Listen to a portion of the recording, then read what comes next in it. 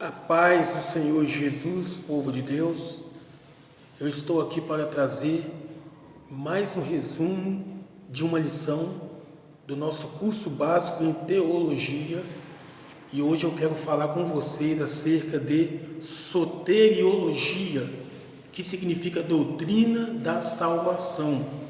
A soteriologia é uma doutrina que estuda todo o processo da salvação do homem a partir do momento em que ele toma uma decisão de servir ao Senhor. Na lição de número 5, a última lição do nosso livro de teologia sistemática, nós vamos perceber que a matéria soteriologia, ela fala sobre processos que conduzem o homem à salvação, ou processos que o homem passa dentro do processo da salvação. A partir do momento que o ser humano toma uma decisão, e esta decisão é servir ao Senhor, e aí ele vai passar por alguns processos. E o primeiro processo que ele passa é o processo da justificação. O que é justificação? É declarar justo. Esse homem ou esta mulher que decidiu servir ao Senhor, que tomou uma decisão reconhecendo Cristo como Salvador, ele agora vai ser justificado por Deus mediante o sacrifício de Cristo. É como se estivesse instalado um tribunal, um julgamento. Deus na condição ali do julgamento, na condição de juiz, o pecador na condição de réu, o diabo, se coloca na posição de acusador, e aí temos também as testemunhas de defesa, e aí o julgamento ele é instaurado. Só que o homem nessa condição, mediante a morte de Jesus na cruz, ele não pode mais ser declarado culpado, porque o Senhor Jesus, ele entra e diz que este homem agora, ele é declarado justo, ele é justificado, porque um preço foi pago, preço de sangue, de morte.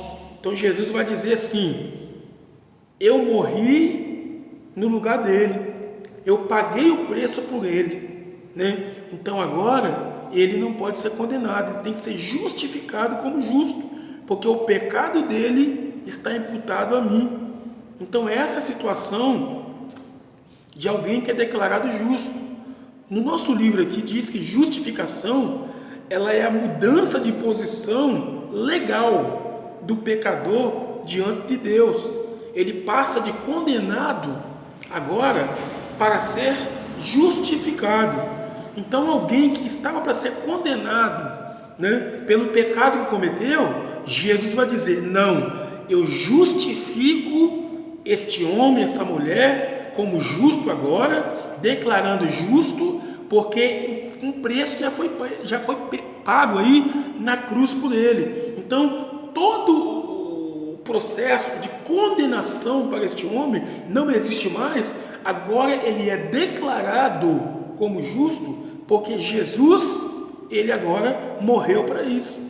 Então esse homem, essa mulher convertida e o homem convertido, ele agora passa por um processo, uma mudança de uma condição diante de Deus de pecador para justo.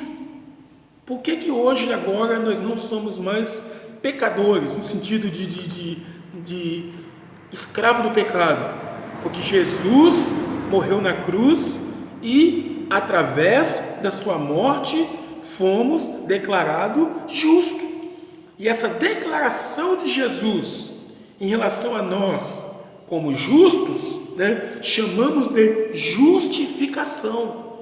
Fomos justificados de pecadores, de condenados, para alguém agora justo, justificado, Agora não temos mais culpa pelo nosso pecado, porque nós fomos justificados. Como que ocorreu essa justificação? Por que fomos declarados justos? Porque Jesus morreu na cruz e a sua morte, com derramamento de sangue, nos deu o direito de serem declarados justos mediante o sacrifício de Jesus. Então o seu sacrifício nos declarou como justo. A sua morte trouxe nós, tendo a oportunidade de ser declarados como justos. Então essa é a primeira situação do processo da salvação, que é a justificação, em que nós fomos declarados justos, não mais pecadores, mas agora justos diante de Deus. Este é o primeiro processo que se passa a partir do momento que se decide servir ao Senhor, e chamamos de processo da salvação, que o primeiro deles é a justificação. O homem também, a partir do momento que se converte, ele também passa pelo processo de regeneração. O que é regeneração? É uma mudança de condição do pecador. Esse pecador, que antes era servo do pecado, agora ele é servo e filho de Deus. Regenerar significa nascer de novo, significa ser transformado, significa aquilo que escravizava em relação ao pecado, já não escraviza mais, porque esse homem, essa mulher que decidiu servir ao Senhor, foi liberto, foi transformado. O apóstolo Paulo, escrevendo em 2 Coríntios, capítulo de número 5, verso 17, ele fala: se alguém está em Cristo, nova criatura é.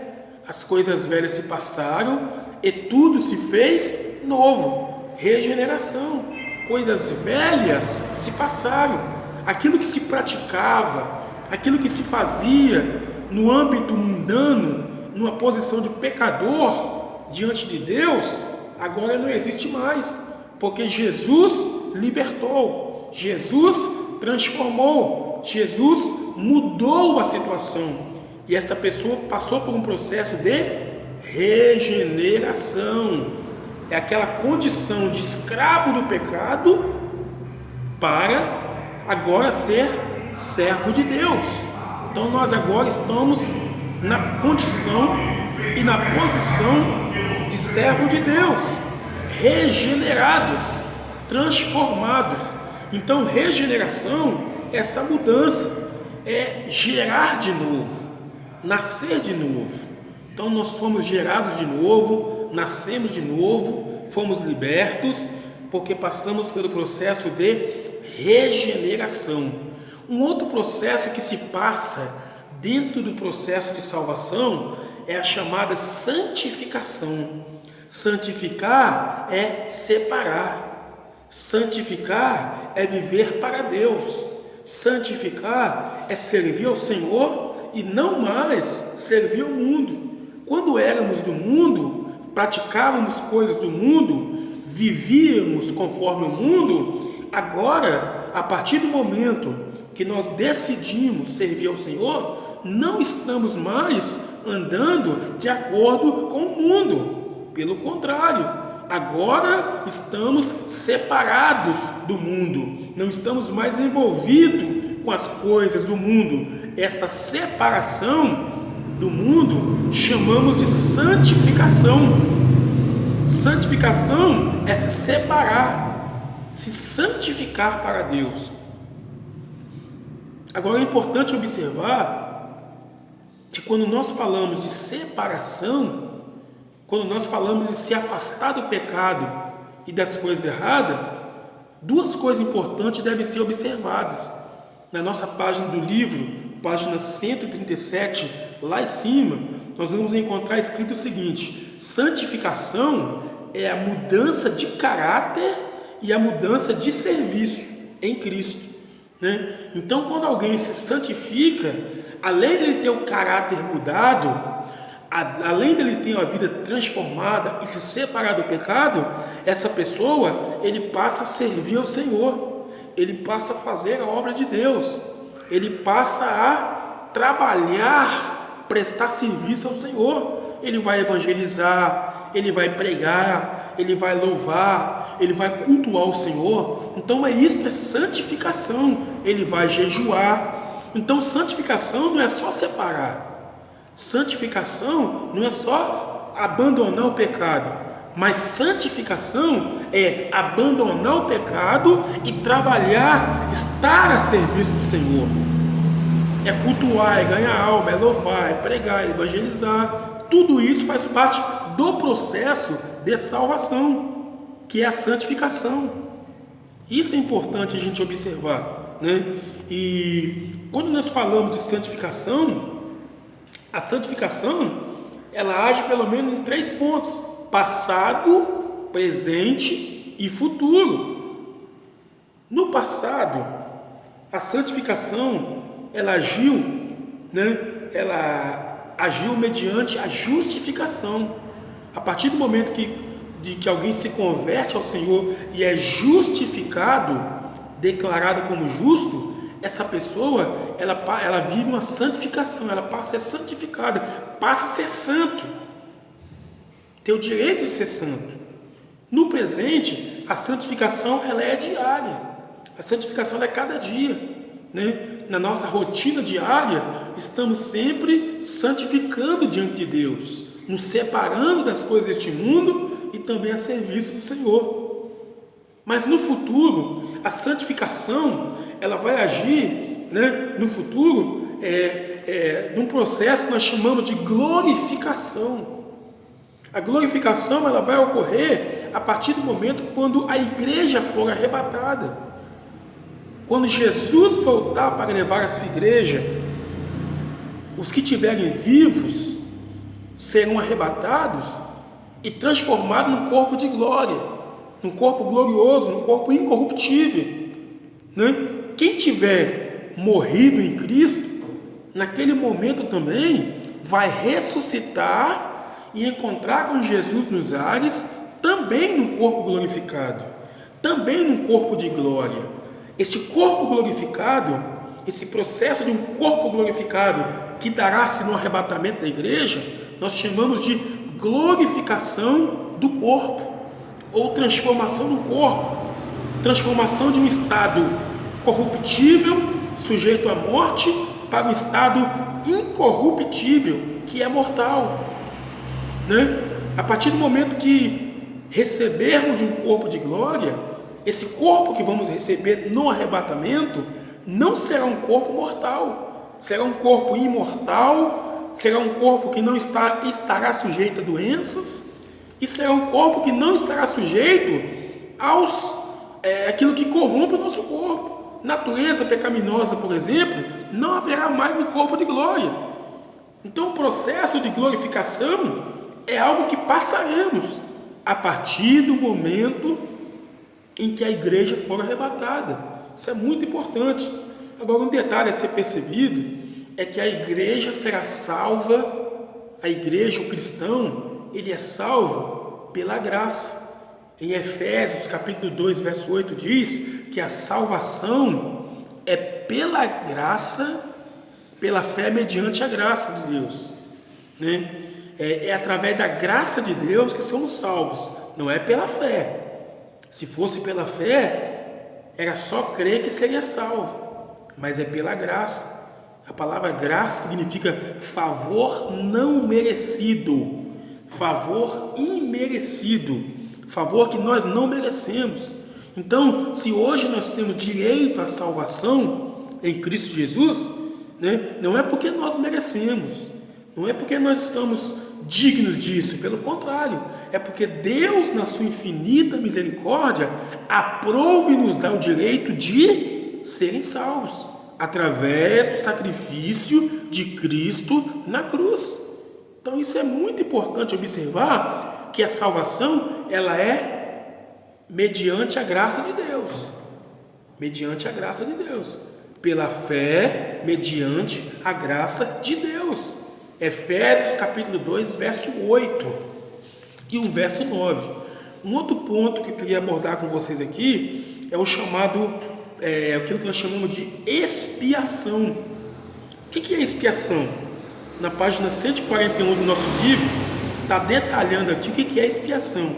A expiação era muito comum acontecer na época da lei, nas cerimônias religiosos daquela época, do povo de Israel, estava na lei todo esse processo de expiação e apontava também para o futuro. O que é expiação? Né? A palavra expiar significa cobrir, tirar de vista. Então, o que acontece com a questão da expiação? Né? É como se, naquela época, tinha um processo de expiação em que o pecador, quando se fazia um sacrifício no altar de holocausto, ele trazendo um animal para ser sacrificado, o pecado ele era coberto. E aí tinha todo um processo também de expiação. O próprio livro aqui diz: expiar é pagar, quitar, né? Então expiar é quitar, tirar os pecados de alguém mediante um sacrifício reparador, um sacrifício exigido, né? Mas também propiciador. Expiar, pois, é tirar o pecado mediante a morte de alguém como substituto do culpado e condenado. Então, o que é processo de expiação?